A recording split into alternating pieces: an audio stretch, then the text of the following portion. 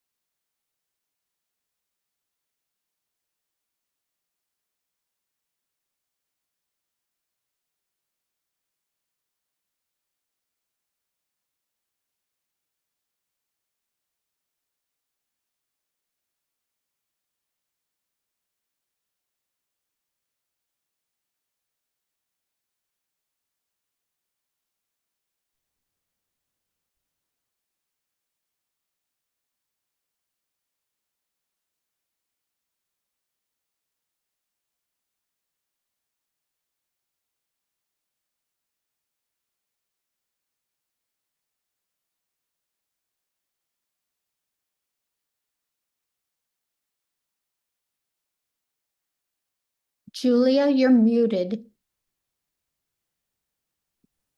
Thank you for letting me know that. Let's try this again. All right, welcome everyone. Hello. Thank you so much for joining us today for the launch of LBDA's 2024 webinar series. I'm Julia Wood, the Director of Professional and Community Education at the Lewy Body Dementia Association, and obviously someone impaired at finding the unmute button. This year, we will be empowering you with education to help you understand and cope with the symptoms of LBD, adopt wellness strategies to promote quality of life, and understand the latest relative scientific advances. Before we get started, I would like to tell you about the Lewy Body Dementia Association. We are a national nonprofit that was started by care partners seeking answers and support in their journey with Lewy body dementia, likely just like you. We provide education, support, and drive research efforts at improving the lives of families living with LBD. A few housekeeping items before we get started. You are welcome to submit your questions anytime using the Q&A button at the bottom of your screen. Following the presentation and the panel discussion, I will moderate questions you have submitted to our panel for about 15 minutes. This presentation is being recorded, and an email with the link will be sent to those who have registered in about 1 week. To watch recordings of any webinars you've missed, you can always visit our YouTube channel, LBDA TV, which we've also put in the chat for you. Also, when you leave the webinar today, a brief survey will appear asking your feedback about today's presentation. Please take a moment to complete the survey to help inform our future content. All right, so with that, I am going to share my screen. And how this is going to work today, just to give you a little bit of an idea, is we are going to start with just a brief presentation about really the research behind purpose and the power of purpose, and really talk about the science of that. And then we're going to go to our panelists and have a panel discussion. And just for transparency, I have given them the questions ahead of time, so they are familiar with those. And then we'll take your questions after that. All right. So let me see if I can get this to go from the beginning as I want it to. All right. Nope, it's still going from the end. So let's just forward out of this. There we go. All right, I love tech when it does what I want. Okay, you guys. So let's get started here and talk about what the research suggests, what the science really tells us about purpose. And to give you a little bit of insight behind this presentation, I was asked to present this at the Mayo Clinic's Brain Health Conference back in November. And so anytime I start a presentation, I go straight to the scientific research to see what's there. And I have to admit, I was really floored by some of the information that I found. So I'm very excited to share that with you today. Later, I'm going to be joined by some panelists here, Donna Denham, Dan and Jen Vaughn, Chris Ann Moss, Craig Lewis, and Nancy Martin. And so I will be introducing them when we get ready to do that panel talk. So our learning objectives, we're going to start today by discussing and defining what is really meant by purpose in life. And then we're going to highlight the scientific findings that support the role of purpose in brain health and dementia. And then through our panel discussion and other topics today, we're going to hopefully help you identify some ways to explore your own sense of purpose in your life. All right, so I want to start with a little polling question here because this is very unique to individuals. So how do you define having purpose? And we're going to launch a poll here. You can all respond and we'll see what everybody thinks. So you'll notice that first option is having goals and intentions for the future. Next, we've got having a clear and meaningful direction in life. We've got acting intentionally and deliberately and pursuing what matters to you. And you can even say all of the above. All right, we'll give it a second here. Thank you all for participating. It makes it feel like I'm not the only one here talking to myself. All right, almost. We're getting a lot of responses. This is excellent. Okay. And with that, we'll go ahead and stop the poll. Let's see what we got. All right. So if you notice here, we've got about 70% of you think all of the above, and then we're a little split with the rest. So let's see what the science says, shall we? Oops, I brought that back up, which I didn't want. Okay. So what does the research say? When I looked in the literature, how did they define purpose? Well, I actually kind of cheated and pulled those definitions, and you were all right who said all of the above. And of course, you weren't right if you said any of the individual ones. So the research suggests that having a sense of purpose involves having some goals or intentions, at least for the future. So feeling that you contribute, that those intentions contribute to your sense that your life is meaningful, that you're doing things that are relevant and meaningful to you. And I think that this is something that we never outgrow, is really having these goals and thinking about what it really means for us to live meaningfully. Also, they found that it's to have a clear and meaningful direction in life. So based upon your unique goals and values and passions. And so, of course, that is going to look unique to every single individual here. And then often too, it involves some type of intention. So you're deliberately pursuing what matters to you and how you can use that to contribute to the world in a positive way. And I think it's important to remember that these all sound kind of lofty, like we're going to go off and create world peace. But, this can literally be how you contribute in your family, maybe to your grandchildren's lives, maybe to being a good neighbor to someone that you know. It doesn't always have to be something really grandiose. And to live with purpose, I think ultimately means that you're really unlocking your story. You're embracing and embodying your gifts and strengths. And then also, often this involves a sense of curiosity. I found a lot of times, I'm an occupational therapist by trade, that my clients would sometimes have things that they've been curious about their whole life and maybe never really explored or had the time to explore. And then I love that in so much of the research, they found that it's building, and there's such an expansive body of evidence around this that they often call it a psychological resource for aging well. And that's a pretty bold statement. So let's get a little bit into the science here, right? So some of the studies revealed that purpose or meaning in life was significantly associated with a reduced risk of cognitive impairment, mild cognitive impairment, and even dementia. So I know we've had a lot of requests in our surveys for content asking about brain health. What can be done for brain health? And I think we hear a lot about nutrition and exercise, of course, but I think too, this sense of having purpose and meaning in life is very, very important. And it even suggested that a sense of purpose may contribute to cognitive reserve. So really protecting the cognitive strengths and abilities that you have and helping to maintain those.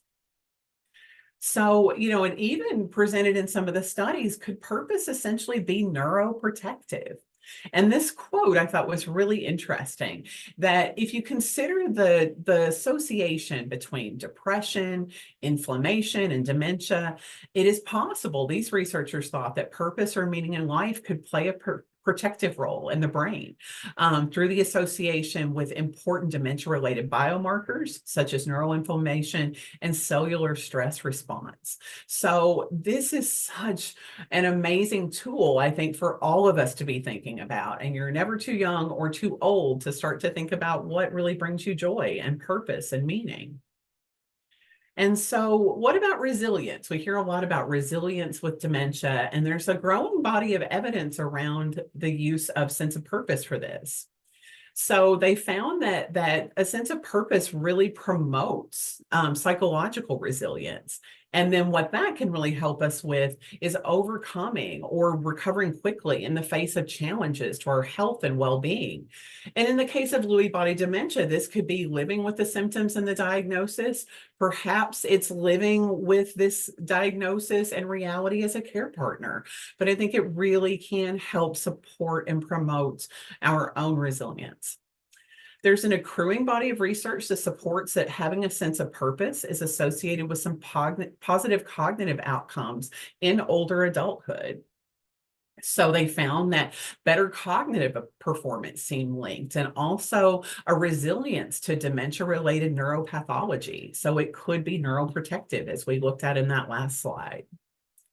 And then this study looked at Australian older adults, and they found that ones with a higher sense of purpose outperform their peers on measures of memory and processing speed and experience reduced rates of decline for processing speed over time. So even in the face of, some insult or maybe cognitive changes, it seems to really help promote and protect our cognition. So I think in a nutshell, I always like a good summary. Purposeful older adults tend to report better subjective health. So if you think about supporting our resilience, our cognitive health, our physical health, they even found that people were at lower risk of stroke and dementia and lived longer than their counterparts who had a lower sense of purpose. So I think that, for me, when I look at this, I think it's easy to get bogged down in all the medical appointments and trying to go to all the support groups and trying to do all the right things. And perhaps we just really all need to focus too on what brings you joy and meaning in life and not lose sight of that. So how can you cultivate a sense of purpose? I think it can feel really defeating to live with a progressive neurological condition like Lewy body dementia. So what can you do? Well, number one is to really promote a sense of control. And I have to say, as an occupational therapist, this was something I worked on all the time. The social model of dementia really says that we put that disability on people with dementia. We assume they can't contribute. We assume they can't live a purposeful life. So what we want to try to do is find how we can promote a sense of control. I'll give an example of a gentleman I worked with. I give this example a lot, who, when he came in to see me, his cognition was pretty bad. And it was to the point his wife was lovely and she was really wanting to just take care of him. And so I asked him, I said, is there anything that you want to do or, be able to do that you haven't done in a while? And his answer really shocked me. He wanted to mix his own drink. And, the doctor had said he could have one drink a day, and he really wanted to do this. And of course, his spouse had some concerns about their crystal glassware and crystal carafes. And so we talked about some ways that he could be set up to do this independently, and that she would be comfortable with and feel that he was safe, and that he would also be comfortable with. And what fascinated me after that was once he started making that one drink a day, all of a sudden he wanted to make cookies with the granddaughter. He wanted to go for walks with a neighbor. Once he had that sense of agency and felt like he could do something, all his world opened up. And so that's such a small example, just making a drink. But I think that if we get to the point where we feel like we've lost so much, sometimes it's those small things that really bring that sense of purpose. So it doesn't have to be something huge and grandiose. Think of aligning activities for someone and supporting those with past goals and interest. So I have had, people that were really interested in cars. I had a gentleman one time that was obsessed with Corvettes, and he loved to just be able to look through old pictures of them and name what year it was and who he knew that owned that car. So think about things that someone has enjoyed in the past and how you can maybe make that activity accessible again. For some people, it's contributing to community. So getting involved in support groups, maybe taking an active role in your church or in different philanthropy groups around you. Some people choose to volunteer, and that can give back a lot of sense of purpose. And also think of how you can ultimately adapt to whatever health limitations or barriers have come up. And this often requires support. So occupational therapists like myself, physical therapists like my amazing colleagues, and speech therapists, we really work to help you overcome those barriers that are preventing you from participating in whatever you want or need to do. And social workers play an amazing role in that as well, in helping you find resources. And I want you all to note too that now OT, PT, and speech therapists can bill for are doing care partner interventions as well. So they can look to and support your well-being and quality of life. For some, it's engaging socially, right? So maybe getting involved in some social activities, getting together with family and friends more, maybe reconnecting with some people that you've lost touch with. And I think this one at the bottom becomes really, really important. Trying to keep a consistent schedule or routine can be very, very helpful because the medication dosing, maybe nap times, fluctuations, some of that show time or down times can really impact someone's ability and motivation to engage. So trying to keep a very consistent schedule and routine can help support that. All right, so let's sum it all up and put a bow on it, shall we? Some key takeaways here. I think that it's important to remember that purpose often refers to having a sense of direction in life toward whatever is a goal-directed activity for you. So what is meaningful and relevant to you? It seems to promote resilience in the face of challenges to our well-being. And that could be as, small as a current illness or maybe a stress that you're dealing with, even into a chronic and challenging diagnosis. And the research suggested too that it may be modifiable with short intervention. So I want to be really clear that you're not having to go out and go to a retreat center or, be a monk for a year to try to figure out what your purpose in life is. They found that a lot of times if people just take some small steps toward engaging in things that are meaningful to them, it really helps move that needle. So the research suggests that having a sense of purpose may reduce the risk of cognitive impairment, mild cognitive impairment, and possibly even dementia, contribute potentially to our cognitive reserve, ultimately improve cognitive performance, and hopefully, fingers crossed, promote resilience to dementia-related neuropathology. So a lot of power in such, I think, a small thing that we really take for granted. So I want to do one last poll here before we move on and learn from our panelists, all the great things that they do to live with purpose. So how do you live with purpose? Out of those things we talked about, what's our audience doing? So we've got engaging in activities that are meaningful to me, contributing to the community or volunteering, engaging socially, and then maybe you don't feel that you're currently living with purpose, but that's why you're here. You want to try to maybe think of some ways to do that. All right, we'll give you guys about 45 seconds to a minute to let people respond here.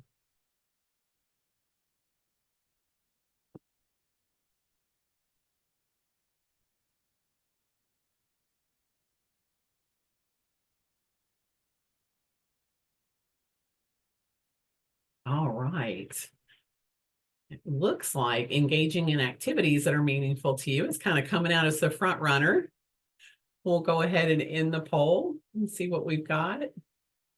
All right. So looks like almost half of you are doing things that are meaningful to you. Excellent. We've got about 25% of you that are contributing to your community or volunteering, perhaps. About 13% of you are engaging socially. And we've got about 12% that feel like you maybe need to do some work in this area and you want to learn how. All right. So I'm going to stop sharing my screen here. And then I'm going to introduce our panelists and bring them on. All right. So first up, I would like to introduce Miss Donna Denham. So let's go ahead and Donna, you can turn your camera on and we'll bring you on. We'll spotlight you. All right. Tell us where you're from and when you were diagnosed. Tell us a little bit about you. My name is Donna Denham, and I was diagnosed with Lewy Body Dementia in February of 2022. I was 48 years old at the time, and I live in Albertville, Alabama. Excellent. Thank you so much for joining us. We're really glad to have you. All right, next up, we've got Mr. Craig Lewis. So I can't start my video. Let's see. Okay, I'm going to give you a button to push, and that should let you start your video. There we go. Thanks. Hi, everybody. Craig Lewis from Seattle, Washington. About a year ago, I was diagnosed with either Parkinson's or Lewy body dementia, and I have symptoms of both, and kind of working through which one of those it might be right now. It's weighing a little bit more on the LBD side. Excellent. All right. Thank you so much for joining us. All right. And next up, we've got Nancy Martin. Welcome, Nancy. Thank you so much. I'm so glad to be here. I'm in Aiken, South Carolina, and I took care of my husband with Lewy body dementia for 6.5 years. Excellent. Thank you for joining us. Mhm. Excited to hear from you. All right. And next up, we've got Chris Ann Moss. Welcome, Chris Ann. Oops. I think I'm unmuted. Yes, Chrisanne Moss, and I was diagnosed with prodromal Lewy body dementia in 2019 to 2020. And I share my time between Grand Haven, Michigan and Naperville, Illinois. But I always like to tell everybody I'm really from a small town in Aledo, Illinois. So that's my story.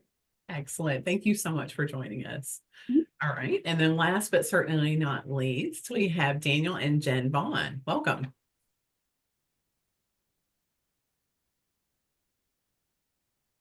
Hi, I'm Dan Vaughn, and I was diagnosed near the end of 2021, beginning of 2022. And we're here in New York. This is my wife, Jen. Hi, yeah, Jen Vaughn, and yeah, happy to be here today. Thank you. Excellent. Thank you so much for joining us. And you guys behind the scenes, if she wants to turn her video on and say hi, we have our new education coordinator at LBDA, our newest team member, Rose Heitoff. You want to come on and say hi, Rose? Touch off guard, sorry. There she is. Hi everyone, my name is Rose. I'm in Portland, Maine. So we had a lot of beautiful snow here today, which if we're in Maine, I'd love the snow. Thank you everyone. Excellent. Thanks for keeping us all straight on the back of the house. All right, you guys. So as I mentioned, we have some questions here that I proposed to them and gave them ahead of time so that they could kind of think about their answers. And I'm going to start off today. I think I'll start with the order I brought you in. So Donna, we'll start with you. As I talked about in that presentation in the beginning, having purpose can mean different things to different people. So how do you define having a sense of purpose? What does that mean to you? I think for me, it's something that you have in your life that you work toward that gives you sort of a sense of fulfillment, but more importantly, peace with what you're doing with your time. And I also think that it can vary from season to season. Your purpose is fluid and can kind of go with you throughout the stages of life that you're in. Well said. That's very true. That's very true. Absolutely. Craig, do you want to chime in next? Yeah, so I think a couple of things. One is that purpose is kind of defined in terms of the demands or needs of the hour, and that shifts over time. For me, being early on in the stage and sort of figuring out where that's going has kind of shifted the purpose around. And the other part of that is that some people struggle with overcoming a lot of barriers to a diagnosis and to not having resources. And, I'm fortunate to have a lot of supportive resources in terms of community. And so that allows me to focus on purpose more than maybe if I didn't have that, I'd, be more in survival mode. So I define it basically as creating, connecting, and contributing. And one of the things that I have done is gone back to kind of an artistic past and focusing on creating works of art and writing, being generative, I would recommend that anybody doing this not wait to be perfect on it. Don't wait to, approach painting, perhaps saying, I'm going to practice watercolor rather than I'm going to produce a piece of art. And, you know, so the creativity start now. Connecting with others, I think it's really important that we kind of redefine connections and reaching out and communicating with people. So that is giving me purpose. Contributing, volunteering time, being of use. I think a lot of us struggle with the shift of a role and being identified with something that is maybe no longer there. And so kind of trying to find something what connects with a current set of talents and abilities and giving in that regard. And so I think it shifts. My definition of purpose has shifted from maybe what I looked at it, how I looked at it a year ago. Somebody described LBD as a tragic gift. And I think there's some truth in that because it allows us to kind of say what really is important rather than what did I think was important. So, keep your definition of purpose evolving. Absolutely. Well said. And I love that you brought creativity in there too, because that's something you guys that's really fascinating when you look in the literature that with Parkinson's, they see sometimes a change or a kind of a surge in interest in creativity with this diagnosis, and they don't quite understand it, but I think it's something to always explore. That's fascinating. Could I add one thing on there? Oh, There's a great book on creativity called The Artist's Way. By Julia Cameron, and it has a lot of activities in that for sort of finding your creativity. You don't need to be an artist to do that. So the Artist's Way. The Artist's Way. Excellent. Thank you for the recommendation. All right, Nancy, how about we hear from a care partner? How do you define purpose? What does that mean to you? Well, I'm going to be short and sweet. I've thoroughly enjoyed and concurred with everything Craig and Donna said so far. I define my purpose as like helping others. I like being out there and helping them along their journey, wherever they are or whatever. I have been a compassionate caregiver, and I will elaborate on all three of these things as time goes on today. And the third one, passionate about education because I am a teacher. I was a teacher, still am, educator, and I use the skills that I learned there continually. Absolutely. And Nancy, you run one of our support groups, correct? I do. Yeah. And I am going to talk about that. Excellent. Excellent. All right. We appreciate you. Thank you. All right. Next up, Chris Ann. How do you define purpose? Oh boy. When I was diagnosed with, I knew I had something, but wasn't quite sure what it was. But I knew that throughout my life, I have been a strong voice and an advocate, and that I would adapt that into this next chapter of my life. So I have. I've always believed that try to make a difference where you are, a difference for the better. And I found a great need for that in Lewy body dementia, but all dementias. And so that's what I have really focused on more than anything is advocacy. I realized I'm a nurse by background, and I don't practice nursing any longer, but once you're a nurse, you're always a nurse, like teaching. But I love science. And so, I knew it was important to learn as much as I could. So inch wide, but a mile deep of knowledge, I suppose, to be an advocate for myself and my new peer group. So that was another one of my purpose. And then I think there is a gift of Louis, and maybe it's a gift of any change in our life if we choose to find it. And mine was to slow down and choose to, I've always chose to live well. I've chosen to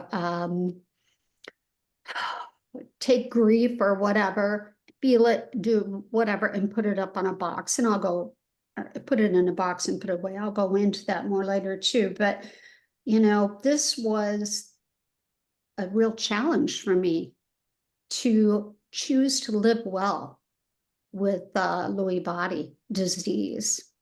So I do. Absolutely.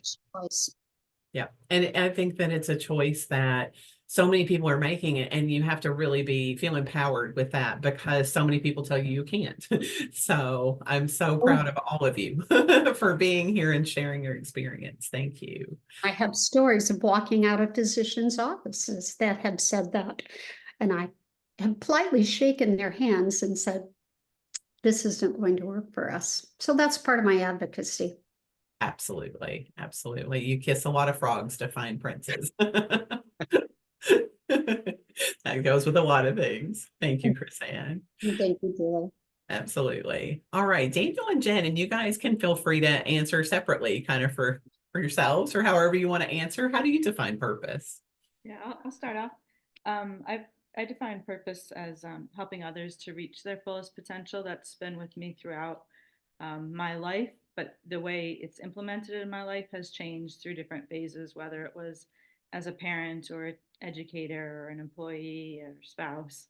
But yeah, finding ways to help others and to meet them where they are, accept them where they are without judgment, and help them to achieve what is important to them. So that's kind of how I have defined purpose throughout my life.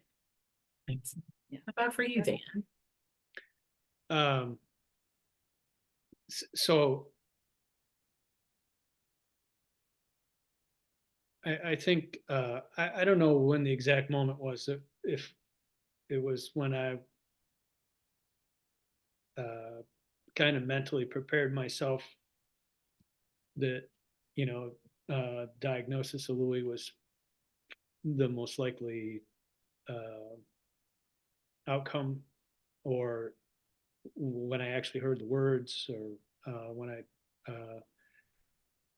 I'm not sure exactly the moment, but there was a moment in my life where I realized one morning I need a new mission, you know, and you know, I think for about a week I really just spun my wheels trying to figure out, what am I going to do now, and then, you know, it was kind of an epiphany, if you will, came to me one day, that what I wanted, you know, every day for the rest of my life was simply to love, laugh, learn, and help others. And, you know, that's like my North Star, if you will. And all the things that we've discussed and the things in your slides, Julia, about purpose, I agree with, and it's, you know, it's been my experience too. But we've mentioned a couple times that purpose can shift through the seasons or through different phases of life or day to day, to be honest with you. And that's been my experience too. And that's, for me personally, why it's been so valuable, just to be able to get out of bed in the morning and say, okay, whether I'm having a good day or whether I'm not having the best day, I'm gonna love, laugh, learn, and help others today. And just look for the next thing to do that is going to enable me to, you know, be fulfilled by doing one of those four things. And I think it's really important. You know, I think giving love and helping others and teaching, you know, that's part of learning. I learn best when I teach. I find out just how much I don't know. I think you know, when I turn my focus to others and away from myself, that's when I experience the most joy. Because I think when, you know, bumps in the road come for whatever reason, if you start to focus on how you feel or the bumps or the challenges, it's really easy to get in a spiral in the wrong direction. But as soon as you focus on, you know, helping somebody cross the street or helping somebody do whatever, or just taking the time to listen to somebody, and your focus becomes outward instead of inward. That's, I think, when that's just a real helpful thing for me. That was beautiful. I don't know if you guys can see the reactions. Like there's just been little floaty hearts. You're getting all kinds of floaty hearts at you, Dan. I think people were really resonating with everything all of you said. Absolutely. And I think you made such a great point that, you know, some of you described it as fluid, but then there can feel times like it's more like an abrupt stop and then you got to get your wheels started again. And, you know, I think there's a podcast called She Pivots or something. So sometimes it's that pivot, that abrupt change. Absolutely. Very good points. All right, I tell you what we'll do. We'll kind of just start going with second and the third and stuff like that. So Craig, I'm going to start with you this time. You talked about, you know, how that's really had to change for you and you're really looking at some new things. So what do you do to live with purpose? Kind of you mentioned some of those things. Give us some ideas here. So one of the things that I have done is started connecting with people that were enhancing for my life. You know, people who have perhaps moved away and, you know, sending an email and saying, hey, could we get together in a Zoom call? And, you know, telling them how much they mean to me.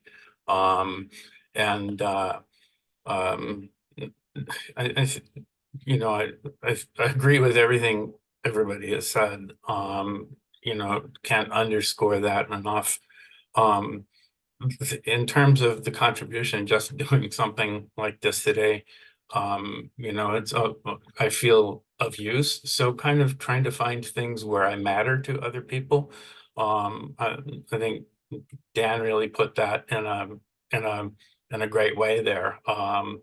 And so, you know, and also when Daniel said being a teacher, you know, any of us who are going on this journey or the caregivers around us basically have to take on that role of being a teacher, whether we like it or not. And so kind of finding the best way to do that. And you know, living with purpose is kind of making the world a better place for others. And so connecting, I mentioned the creativity.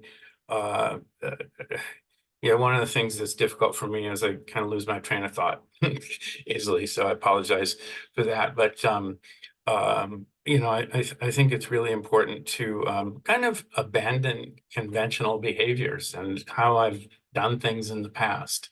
Okay, and the original thought came back.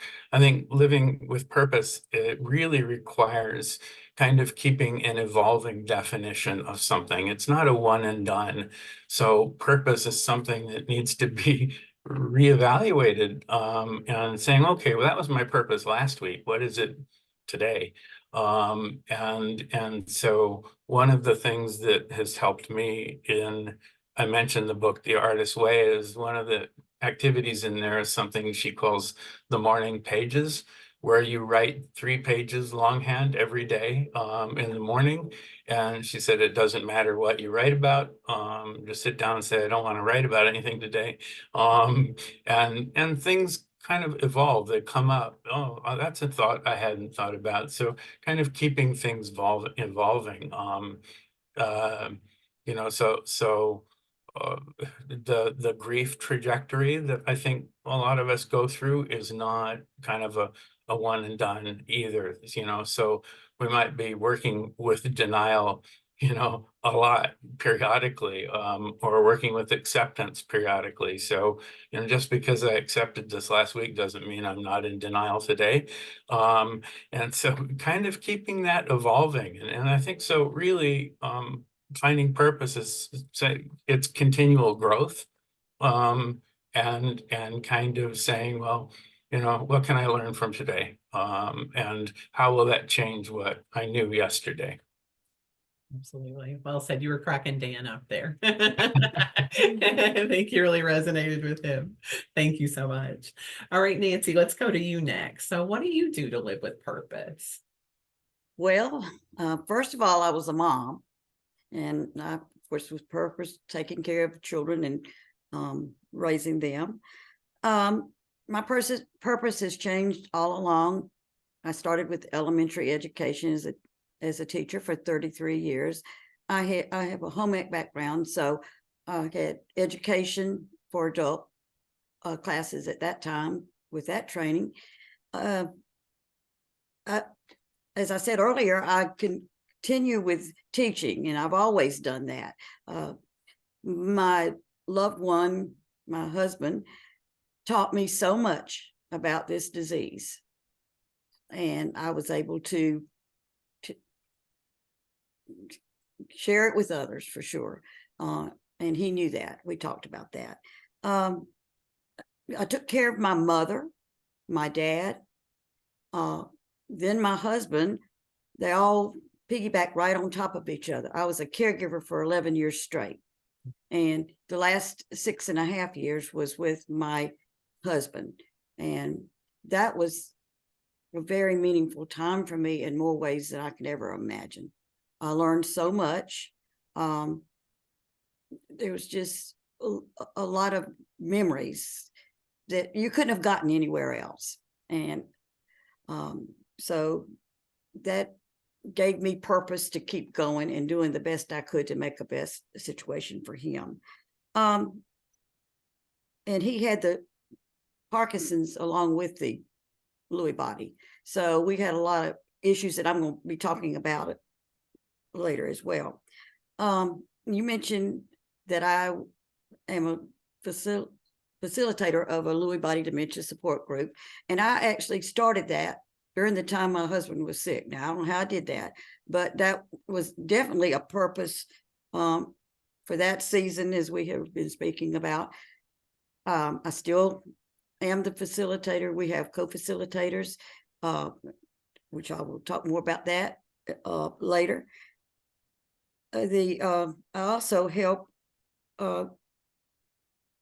them as they contact me, or Lewy Body contacts me with people that need to talk or need someone to listen to, and they can come in early on, or they can come in wherever they are, and I'm there going through.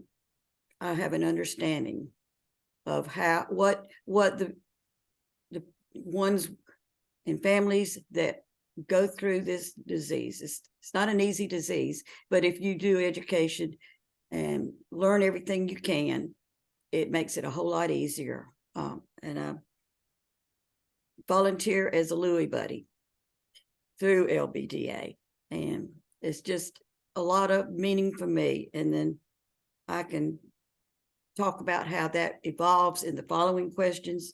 So I've kind of got it in my mind how I wanted to talk about all this. Everything that's been mentioned, it just resonates so much with me.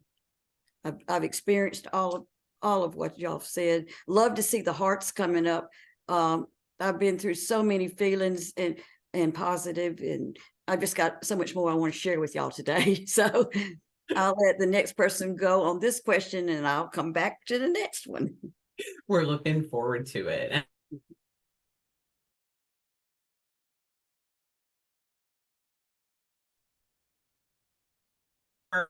Our support groups, we have a lot of volunteers, and so we've got a lot of opportunities here. All right, how about you next, Chris Ann? What are you doing to live with purpose? Well, first I want to thank Nancy, because I think that is so important. The caregiver stress is care partner stress is really tough, and it is loving. I've helped with my mother, and I lost a husband, and so I understand. And but you do have those intimate moments that are just treasured. So thank you for sharing that. But it's hard. Okay, back to me. What do? I just want to ditto what everybody just said. I wanted to get involved.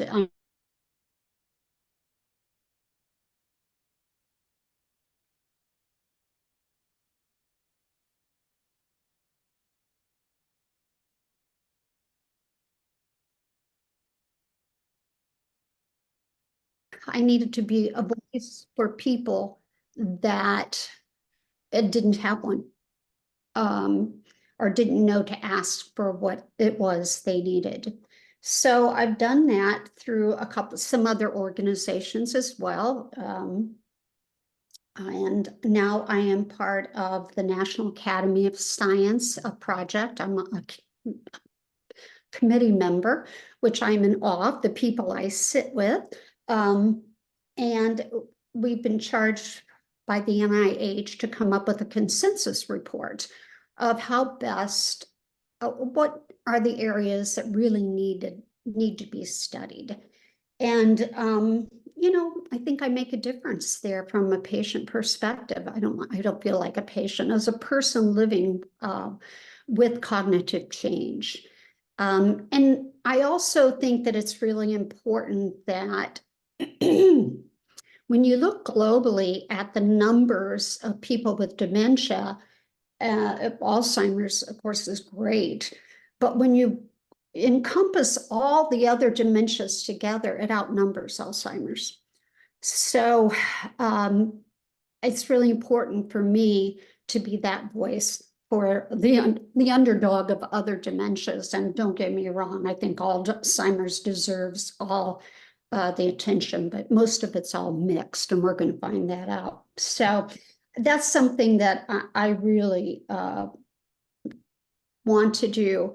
And I also think it's so important that we educate physicians and other healthcare providers on early detection of dementias, because we know that lifestyle change and cognitive challenges, exercise, whatever, can help delay the progression, and even those that may be genetically predisposed to have a better health span.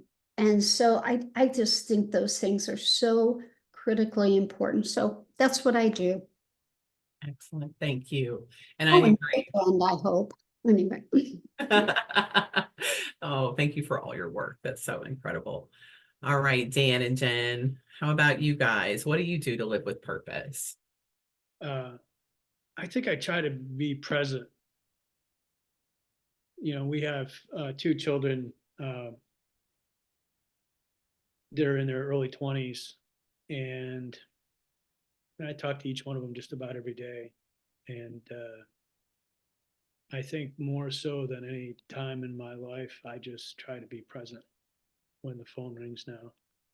And, you know, the same is true with, you know, my time with Jen. You know, she left work early today for this, and, you know, we had 10 or 15 minutes before this started, and we just kind of were milling around the kitchen island, being present, you know, and it's a gift in that way, you know, just choosing to be in that moment as often as I can. And I think when I do that, it isn't hard to find opportunities, you know, to do those 4 things that I talked about earlier: love, laugh, learn, and help others. Excellent. Thank you. I would echo what Dan says about being present. It's an active choice to choose to be content and engaged in the present life, and not to be consumed with worry or anxiety about the future or fret over the past. Just to actively choose that right now, this is really good and I'm enjoying this. You know, this moment, this activity.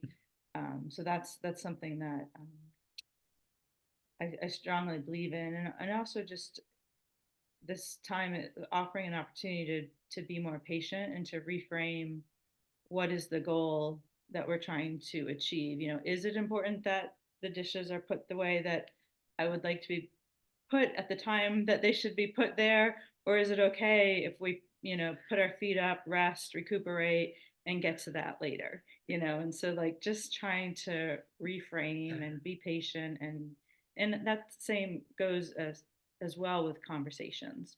There are times when Dan is up and engaged and ready for a conversation, and there are times when he's not able to entertain that. And so being patient with that, and you know, tabling more important discussions until later is something that is needed. So yeah, just growing patience and growing presence are things that I actively work on.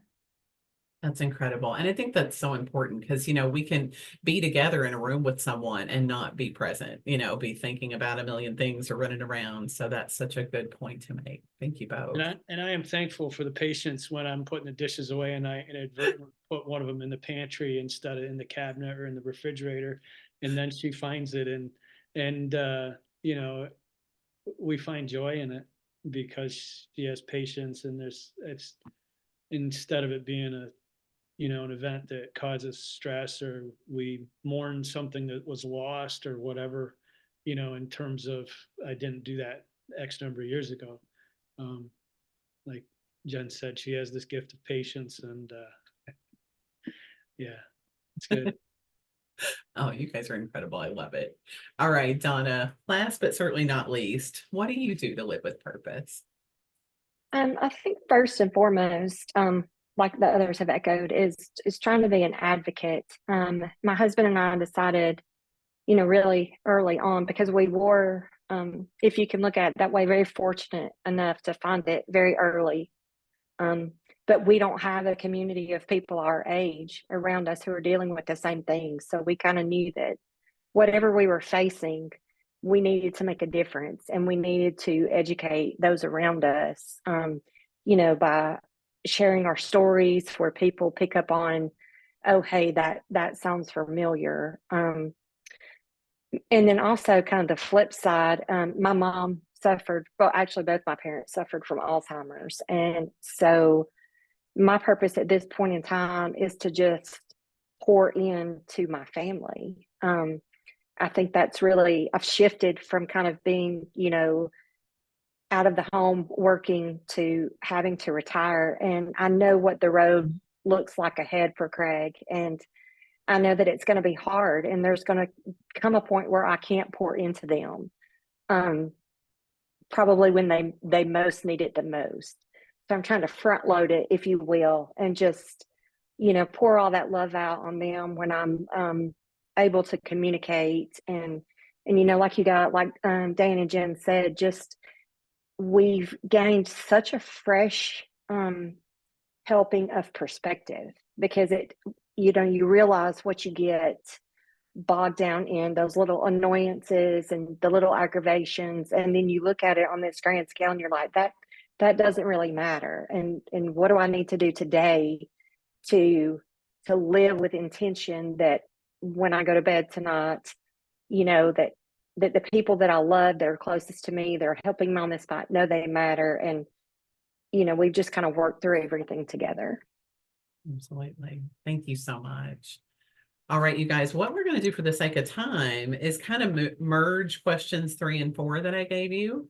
So Nancy, I'm going to start with you. And so if possible, tell us how your sense of purpose and how you engaged with it changed with the diagnosis. And then have you thought about any other adaptations or ways that you might have to kind of pivot or shift your sense of purpose in the future?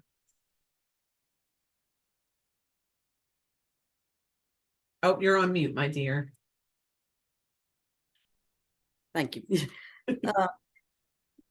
I noticed so many peculiar symptoms of Lewy body, and I'm going to try to be brief with that part. But it really came to my forefront when my husband got lost in his pickup truck, couldn't find his way home. We had an emergency visit with the doctor that afternoon, so that I had to jump into gear and just be ready. And that's how I'm kind of putting those two together. With that, make a long story short, we went to the doctor, his personal care doctor, and then we were referred to a neurologist, Dr. Melvin Haas, here in Aiken, and he was phenomenal. He knew all about Lewy body. He was an expert in Lewy body, and he quickly was able to get him diagnosed. And he told me the diagnosis, and I didn't know what to think. I was just in shock, just big time in shock. And I was overwhelmed. But he gave me the strength, and he told me I should take care of myself. So as a caregiver, I speak to caregivers every day, just about. Tell them to take care of themselves, find respite or whatever. And this diagnosis finally gave me a focus, and my purpose changed with the focus of figuring out how to take care of my loved one. There was a low awareness of Lewy body dementia in the area, in the community around me.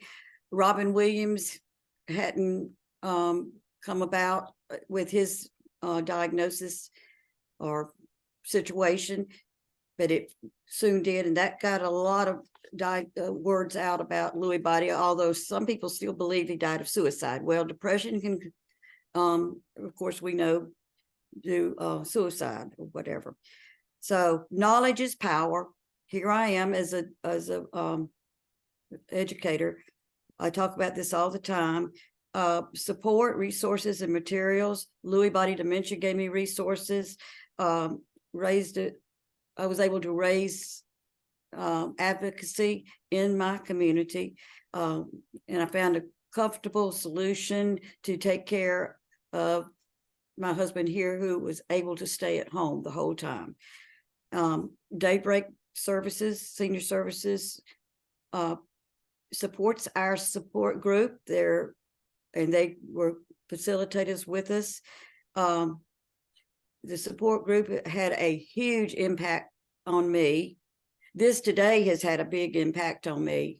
Our group is called Making a Difference, Lewy Body Dementia Support Group. So I keep hearing that, making a difference, and it just resonates in my heart. It really does. The network, I have a network that just, it comes from out of the blue sometimes, that people reach out. So shifting gears, venting, socializing in a safe place within the support group, or even on telephone calls. I am a trained Stephen minister through my church, and that has helped in so many ways as well. The challenges that I face, self-care, I can't say enough about self-care for the caregivers. You have to take care of your own medical needs, and time management was a big challenge for me.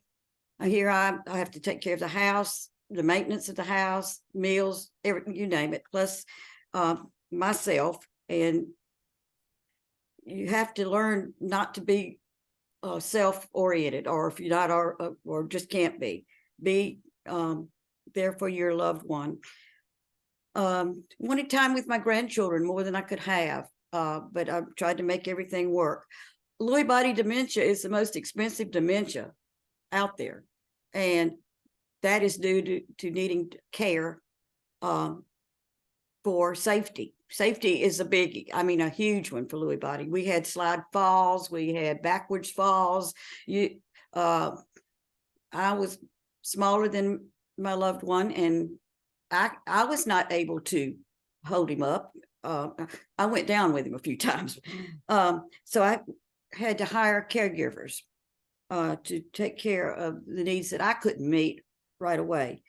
I applied to and received grants that are available here in South Carolina. mainly to allow me to go to educational things to find out what I needed to know. And thank goodness I did, because I was able to know what could possibly be coming down the pike.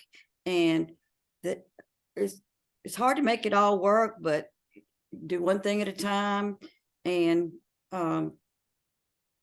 just be there and do what you can do, and do the best you can. And that's what, and I gained so much from it. I had so much growth during those years. Now, I can't elaborate enough on what everybody has said here, and it has touched my heart very much today. And this has been such an honor, and I'm humbled to be here today. Oh, well, we're honored to have you. Thank you so much for sharing your story and all your wisdom. This is wonderful. Thank you. Yeah. And Chris Ann, how about for you? What are some ways that you've had to kind of pivot or shift in the past, and ways you think you might have to pivot or shift in the future? Or do you even think about that? Oh, yes. I think it's always fluid. It's adaptability. And that's what we do. One of the things I did was it's so important to me to create memories and shared moments with the people I love most. So I actually moved to Michigan to be closer to my grandsons. And although I love my children too, I have a son and a daughter, and I have, and I feel like I know I'm making a difference there. And I got a dog, with the the intent of being a service dog, and she may or may not be, I'm not sure yet, but the rest of the family has fallen in love with her too. So those are part of the changes. My role in the family has changed, immediate, and then my siblings and what have you. I've been a right-hand partner oftentimes in leading the charge of getting things done, and I can't do that anymore. And that's hard for me not to do. And I know I see the pain in my loved ones' eyes as they see me change. And so I think that's one of the other adaptations I have had. How do you learn to live with that grief of your own loss, seeing that, and the pain in the people that love you's eyes as they watch you change? And I have just brought it out front and said, let's just talk with it. Let's feel it. And then I visualize it. I mentioned earlier, I put that I let it, I feel it, and I put it in a box. I put that lid on that box and I put it on the shelf. Otherwise it steals my joy, and I won't let that happen. So I think those are really some of the things that I have done the most. Humor. I think you have to laugh at yourself. I know, Jen and Dan, when you were talking about putting things in the wrong place, I'm like, oh yeah, I have always been the most organized person, and now I leave cupboard doors open. I don't cook alone. Safety has become a real forefront and in my mind. Yesterday I had soup on the stove that a neighbor had made and I forgot about, so it became mush, and I laughed and I said, this is really good mush. So I think keeping that sense of humor alive, involving the people that you love so that they can learn along with you. I want to go back to the most expensive disease it is. People don't understand. People are not aware that this isn't just a brain disease, but it's an autonomic nervous system disease.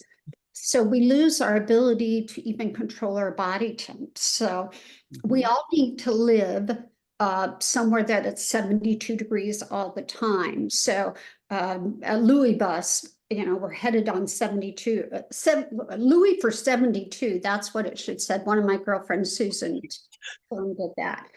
But that is an issue. So alpaca, you adapt as things come up, because if you don't, you just stop living. And I'm stubborn and I won't stop living. And I have a group of people that have loved me, dear friends, that are on here today, and siblings that are on here today, and I appreciate them so greatly. I write letters. I haven't sent them out to them, but they're thank you letters to all of them. Those are the things that maybe I have done all along, but now I do them with more urgency and that sense of importance. Absolutely. Thank you so much for that. That's really beautiful. Well, thank you, Julia. Thank you to all of you. I learned more today. I've been taking notes all day long on what you said. Absolutely. All right, Dan and Jen, next to you. So what are some ways that you guys have had to kind of adapt or pivot, and ways that you maybe expect you might have to adapt or pivot in the future? I think, as everybody's been saying, being adaptable is the key here, and making modifications as needed, whether it be to physical things like the household, making it safer or less cluttered, or the tasks at hand, how to simplify the tasks so that they're more manageable and more obvious how to complete them. So those types of household daily living skills have been adapting and will continue to adapt. But one of the other things that we've done that brings a lot of joy is just adopting a new hobby. So Dan is really interested in birds. And so now we have bird feeders where we didn't previously have bird feeders. We've gone on trips to sites where people count birds, and we've learned about counting birds with binoculars, learned how to use binoculars. Dan takes courses online about birds just so that he can be continuously learning. So just embracing a new activity that he can do on his, the most difficult day, he can sit at home and watch birds on live stream TV. On a better day, he can sit on the deck and watch them. And on, the best day, he can go hike somewhere and see the birds. So, that's like the type of thing that we've tried to, that's come into our life that wasn't there previously. But you can continue. Funny story about the birds too. And it's a segue. So she gave me 2 bird feeders for Christmas, and our son gave me 1. So I have 3 now, or we have 3. And we put them up the day after Christmas, and Jen and I were watching, and there was 3 birds that I didn't know the name of, didn't know what kind of bird they were. And so I was looking them up on this app, and I was like, well, that's A, and that's B, and that's C. And then the next day, I couldn't remember the three, I knew that those were the 3 birds. I couldn't remember the names of them, right? And so I said to Jen, what is that one? And what is that one? And then that went on for I think it went on for 7 days. I think it went on until New Year's Eve day or New Year's Day, one of the two. And there was a time in my life where that would have frustrated me or disappointed me or let me down. And there still might be a time in my life when it will, but it didn't, because one of the things I've learned along the way is that there's no good outcome when I compare myself to the person I was back in the day, or to any of you or anyone else. I think I've just kind of adopted this general sense that it's true that we all started in a different place. It's true that we're all going to go on a different journey. So why would I expect that I could compare myself to somebody and we would be in the same place, Well, and I think letting go of, always kind of benchmarking myself against the abilities that I had or against other people. Life is just so much better when I don't compare myself, but I just, live in the moment and do the best I can. absolutely. I got a tip for you too, Dan. If you like, for one of your bad days, the Mayo Clinic has there's a pair of peregrine falcons that have nested on the roof. I think it's the Plummer Building for a long time, and so they have a falcon cam. and you can find it online. I'll see if I can send you the link, and you can watch the falcons. And we would always make bets when I was in rehab of like what it was eating then, because you'd see some furry tail or something and try to guess if it was a squirrel or what it had gotten a hold of. We live 1,000 miles away from Rochester, Minnesota, and we went out to Mayo for more than a week to begin my diagnostic journey. And we had a day off, and we went to the National Bald Eagle Museum, which isn't far from Rochester, Minnesota. And we went to all these spots where there's no nests, and we didn't see, during the whole day, we didn't see one single bald eagle. And then Jen drives us 1,000 miles back, and we're within like a half an hour of our house, and we saw two of them come across the road. It's like they knew you were looking for them. And there is so many parallels between that and this like journey that we've been on since. Oh my goodness. Thank you so much for sharing that. All right, Donna, you're up next. How about for you? How have you had to pivot or adapt, and how do you think you might have to pivot or adapt in the future? I think to kind of, like we've all said before, kind of to piggyback off of everybody else, just giving myself more grace, because every day looks different. And, you know, I'm very OCD, and everything needs a place, and everything needs to be, you know, labeled. And some days it's just not there. And so, you know, having to let that go, you know, and give myself the grace that, you know, like Dan said, I don't have to be the Donna I was 10 years ago, because I'm not. And just kind of, you know, even picking up new habits. And, you know, I started sourdough recently. I'm very proud of it. I do still cook. It's very therapeutic. And then, like Chris Ann said, you know, that sense of humor, just, I think if you can't laugh at yourself, you're going to end up, you know, just in a dark place. You know, my husband will, because I'm still very independent. So I do the grocery shopping, and then, you know, if I get something wrong or don't get what we need, you know, then I'm like, well, don't let the person with dementia go to the store. You know, you get what you get when you do that. So I think it's just realizing that, you know, this is not a position that any one of us want to be in, but how do we make the best of it? And that fluctuates day to day, because some days, you know, you're sitting in the couch watching TV all day, and then some days you're feeling better. And I think you just have to give yourself the not permission, but you have to be okay with that, especially when you've been an active person. Absolutely. Absolutely. Thank you. All right, Craig, how about for you? What are some adaptations you've made and some you kind of see coming? So I think it's important to ask people around you for feedback, because they will give it to you later than you need it.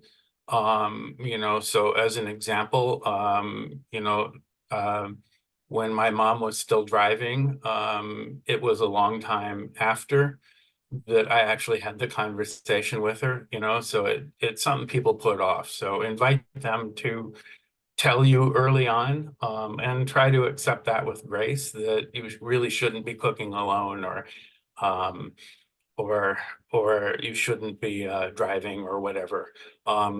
When I'm not putting my scissors in the refrigerator and forgetting the names of birds, I engaged in something, and it has an ominous sound, but it's not ominous. It's I have to look at it. It's döstädning in Swedish. It's literally translates as death cleaning. But it's a practice that people go through to, you know, you look at things and say, do I need this? You know, it's not the Marie Kondo thing. And so I started that, and sometimes it's really hard to let go of things, but it's liberating. And so, you know, kind of saying, you know, I've carried this around I'm 7 years old. I've carried this around for 50 years. Do I really need it? Or do I want someone else to have it, or whatever? So I think that's been really a good adaptation. Another thing I think that is important to do is address any historical issues. I mean, I want to go into this with a full quiver of arrows. And so I've taken on the demands of addressing things that have happened in my past that I haven't fully let go of and things like that. And so, you know, it's not necessarily the here and now, but it is the here and now because I'm living with it. So, you know, I think it's really important to say, you know, go into this with as well prepared as you can. And so that has also been healing. So that's part of the tragic gift part of this. But anyway, I think just viewing the world as I'm going to have diminishing capacities. And what should I do now? What can I do now? Because I won't be able to do it later. So, and also shifting. I also like to fish and you know, it's maybe I don't fish alone. Maybe I go with a guide or somebody, you know, so keep doing things, but change the way you do them. So I think it's important to live with Lewy. You know, anyway, so that's it. Well said. Thank you. And you guys were at time, but I want to give you all a chance to answer this last question of, you know, any words of wisdom or encouragement that you want to give. And some of you guys, I want you to know that you've put some questions in the Q&A that we're going to address on the side. So we'll email you. So some of you have asked for support groups, for Lewy buddies, for things like that. So I think that's going to be better giving you the information. So you guys, I'll let you each, you can just kind of decide who goes first and give some words of wisdom so people can help find their sense of purpose in life. Who wants to go first? Go ahead, Nancy. Oh, Nancy, you're on mute. Go ahead and unmute. Okay. Cannot emphasize enough to take care of self, and we've talked about that already. Gratitude journal, that hasn't come up today. That was really helpful for me. And I can go back to it now. I wrote down things during the journey that was a positives. And I would go back and read them again and just have that there. So if you don't have a gratitude journal, get one. Stay positive. You're fighting a good fight. All of you are. I've just been so blessed today to be here. What I looked at while I was going the journey with my husband were the fruits of the Spirit: love, joy, peace, patience, kindness, goodness, and self-control. I grew in patience very much. I looked at joy. I have several friends that have a mantra of joy, and that's what we had around in our environment, which made a big difference, having the joy there. Be positive. You're fighting the good fight. Keep the faith. I continued as I could with my church activities. Of course, that had to that was another adaptation, as we talked about. I find a way to meditate. And our purposes, as we've talked about, have changed over a lifetime. And perhaps you will realize that you have I'm sorry, I'm losing my train of thought here. That you are having things that you didn't imagine. You're doing, accomplishing things that you didn't realize that you were you could ever do. Who would have thought I'd ever been on this today? You know, that kind of thing. In the end, everything has a purpose, even if we can't see it right now. And people will come into your life. I've had more people come into my life, even as of recent, that have just brought interactions. You feed on each other and feed positively, and just go. Don't be afraid to ask somebody to bring you a casserole or whatever you might need if you don't feel like cooking. Good for you. Excellent. Yeah. Well said. Anybody else? Any words of wisdom you want to give Yeah, go ahead, Donna. I would say just to realize that regardless of the circumstances or the illnesses that we're facing that we would rather not be facing, there's always opportunities to live a purposeful life. And even on those days where it's hard to function, which for the caregiver is also, very hard. If you're looking for it, there's still moments of joy in those days. If you just kind of embrace the path that you've been given, whether you like the path or not, I don't, but here we are, and just decide how you're going to make the best of the life you have left, because not everybody gets to gain that perspective of, hey, life really is short. Let's make the best of it. Absolutely. Well said. Anybody else, any words of wisdom? Chrisanne? Yeah, ask for help. I think we've said that, and I've never been good at that.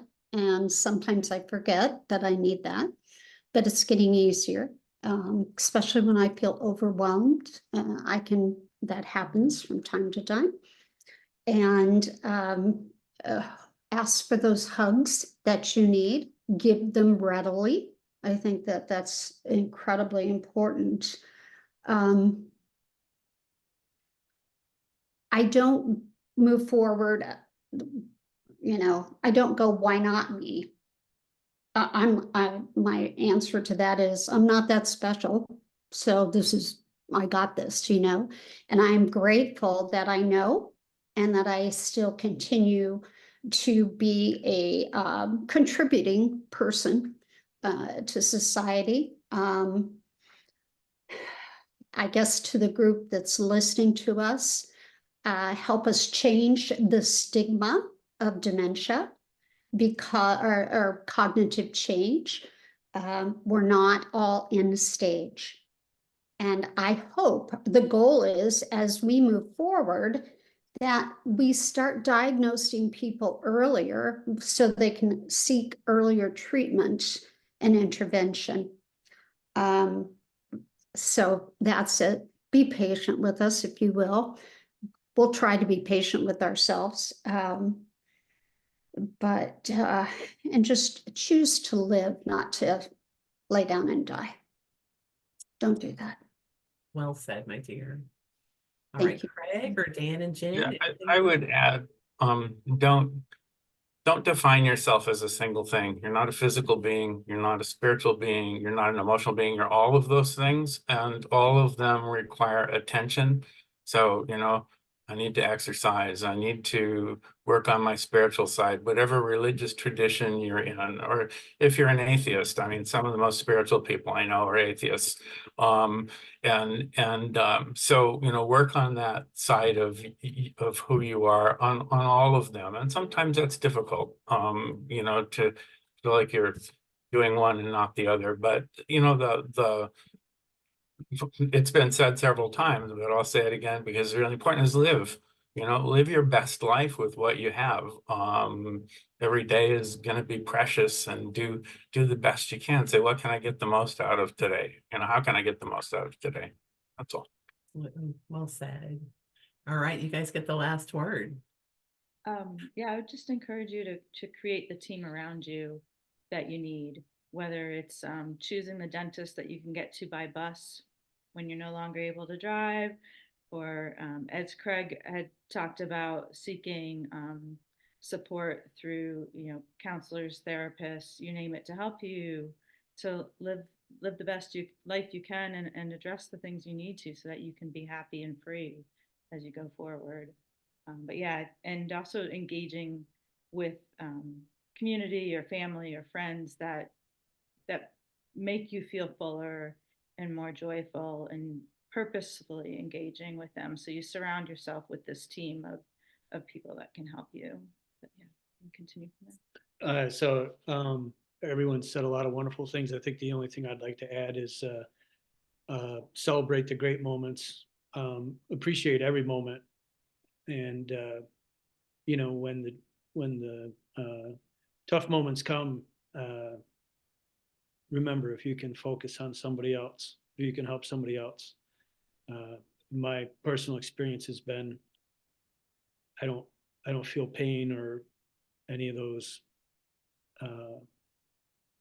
emotions we don't like when I'm focused on helping somebody else. Absolutely. Well said. Yeah. Oh my gosh, you guys, such amazing insight and wisdom and perspective from all of you. And I can't thank you enough for being willing to share that with everyone. It's truly, truly a gift. So on behalf of the LBDA and our amazing panelists, Donna, Dan, Jen, Kristen, Craig, and Nancy, I'd like to thank you all for your time, attention, and engagement. As you log off, please take a moment to complete the brief survey to help inform our content in the future. A reminder, you're going to get an email in about 1 week with a link for the recording of the presentation, or you can visit LBDA TV on our YouTube channel at any time. Keep an eye on your email and visit our events calendar at lbda.org for our upcoming live webinars and other events in 2024. We hope to all see you again very soon. Thank you all so much. Bye, everyone.